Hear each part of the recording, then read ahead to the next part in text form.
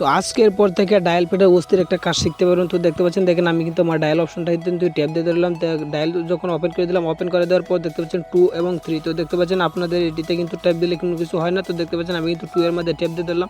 Tap দিয়ে ধরার পরবর্তীতে কিন্তু অটোমেটিকলি কিন্তু আপনার একটা কিন্তু নাম্বার চলে এসেছে। তো দেখতে পাচ্ছেন এইভাবে কিন্তু যদি আমি 3 এর মধ্যে ট্যাপ দিয়ে ধরি, দেখতে পাচ্ছেন আমার কিন্তু নাম্বারগুলো কিন্তু চলে আসছে। তো আপনি যেই নাম্বারগুলো এটার মধ্যে সেভ করে রাখতে চান, প্রিয়জনের নাম্বারগুলো কিন্তু এই জায়গায় কিন্তু সেভ করে রাখতে হবে। তাহলে যদি রাখেন তাহলে কিন্তু আপনারা খোঁজাখুঁজি করে কিন্তু নাম্বার খুঁজে বের করতে হবে না।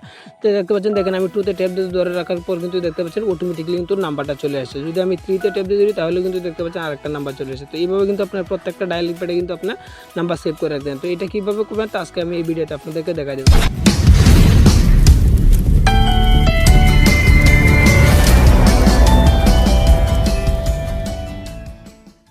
তো এটার জন্য আপনি কী করবেন, থ্রি লাইন ডট দেখতে পাচ্ছেন, এটাতে কিন্তু একটা ট্যাপ দিয়ে দেবেন। তো দেখতে পাচ্ছেন থ্রি লাইন ডট ট্যাপ দিয়ে দিলাম।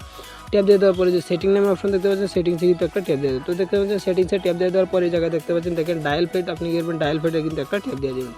তো দেখতে পাচ্ছেন আমি ডায়াল প্যাডের ট্যাপ দিয়ে দেওয়ার পর কিন্তু দেখতে পাচ্ছেন এই জায়গায় কিন্তু দেখতে পাচ্ছেন 1 থেকে 9 পর্যন্ত কিন্তু দেখতে পাচ্ছেন যে স্টেপগুলো কিন্তু তারা দিয়ে দিয়েছে। তো দেখতে পাচ্ছেন আপনি দেখেন আমি কিন্তু 2 নাম্বারে কিন্তু দেখতে পাচ্ছেন একটা নাম্বার সেভ করে গেছি, অথবা 3 নাম্বারে কিন্তু একটা নাম্বার সেভ করে গেছি। তো আপনি যার নাম্বারটা আপনি সেভ করে রাখেন তার নাম্বারটা কিন্তু 2 এর মধ্যে যদি চাপ দেন তাহলে 2 তার নাম্বারটা কিন্তু অটোমেটিকলি চলে আসবে। 3 এর মধ্যে চাপ দিলে কিন্তু তার নাম্বারটা কিন্তু অটোমেটিকলি চলে আসবে। তো দেখতে পাচ্ছেন, দেখেন আমি কিন্তু এখন সাইডের মধ্যে কিন্তু আমি একটা নাম্বার সেভ করি। তো দেখতে পাচ্ছেন এটাতে কিন্তু একটা ট্যাপ দিয়ে দিলাম।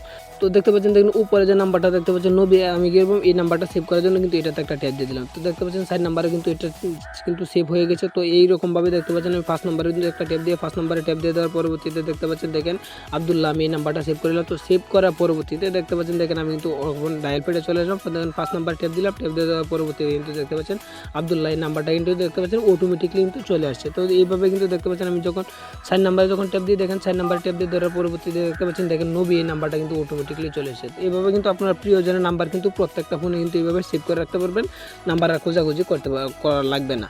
তো এইভাবে কিন্তু এই কাজটা করতে হবে। তো আশা করি বুঝতে পারছেন। যদি না বুঝেন তো কমেন্টের মধ্যে জানাবেন, নেক্সট টাইম পরবর্তী কোনো ভিডিওতে আবার বুঝিয়ে দেওয়ার চেষ্টা করতে। আজকে এই পর্যন্ত, নেক্সট টাইম পরবর্তী কোনো ভিডিওতে আবার দেখাবে। ততক্ষণ ভালো থাকেন, সুস্থ থাকেন, আল্লাহ।